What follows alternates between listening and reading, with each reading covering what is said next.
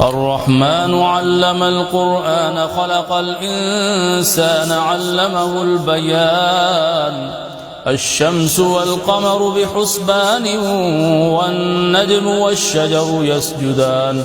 والسماء رفعها ووضع الميزان ألا تطغوا في الميزان وأقيموا الوزن بالقسط ولا تخسروا الميزان والأرض وضعها للأنام فيها فاكهة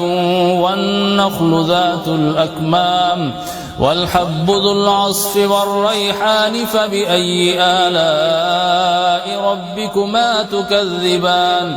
خلق الإنسان من صلصال كالفخار وخلق الجان من مارج من نار فبأي آلاء ربكما تكذبان رب المشرقين ورب المغربين فبأي آلاء ربكما تكذبان مرج البحرين يلتقيان بينهما برزخ لا يبغيان فبأي آلاء ربكما تكذبان يخرج منهما اللؤلؤ والمرجان فبأي آلاء ربكما تكذبان وله الجوار المنشآت في البحر كالأعلام فبأي آلاء ربكما تكذبان كل من عليها فان ويبقي وجه ربك ذو الجلال والإكرام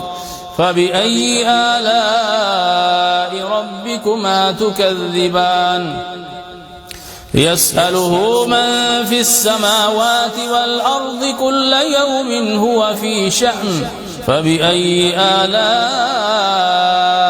ربكما تكذبان سيفرغ لكم أيها الثقلان فبأي آلاء ربكما تكذبان يا معشر الجن والإنس إن استطعتم أن تنفذوا من أقطار السماوات والأرض فانفذوا لا تنفذون إلا بسلطان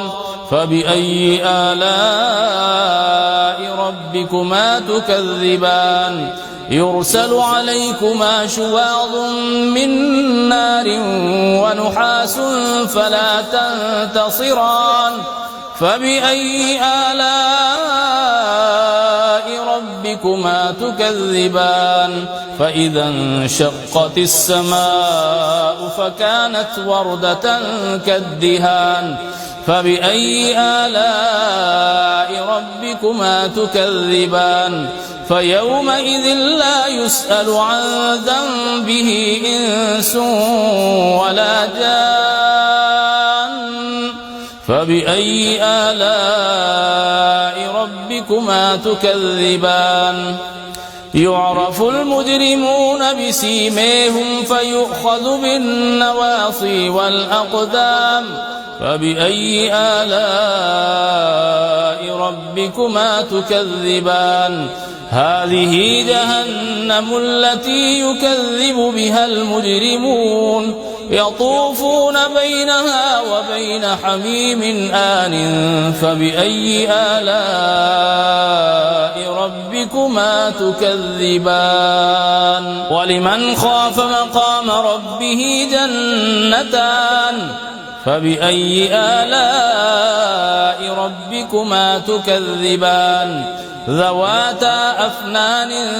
فبأي آلاء ربكما تكذبان فيهما عينان تجريان فبأي آلاء ربكما تكذبان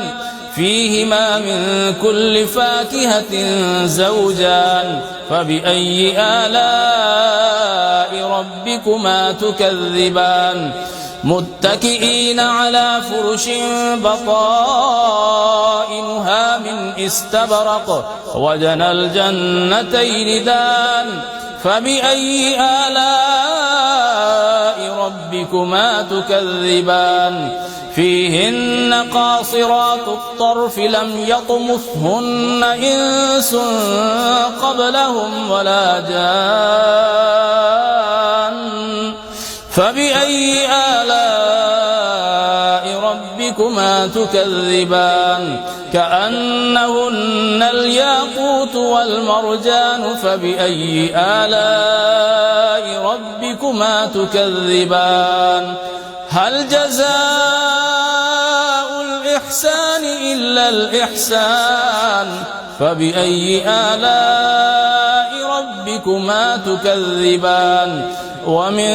دونهما جنتان فبأي آلاء ربكما تكذبان مدهامتان فبأي آلاء ربكما تكذبان فيهما عينان نضاختان فبأي آلاء ربكما تكذبان فيهما فاكهة ونخل ورمان فبأي آلاء ربكما تكذبان فيهن خيرات حسان فبأي آلاء ربكما تكذبان حور مقصورات في الخيام فبأي آلاء ربكما تكذبان لم يطمثهن إنس قبلهم ولا جان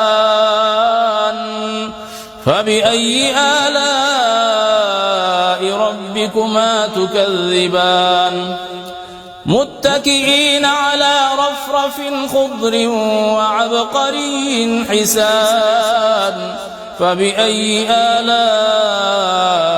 ربكما تكذبان تبارك اسم ربك ذي الجلال والإكرام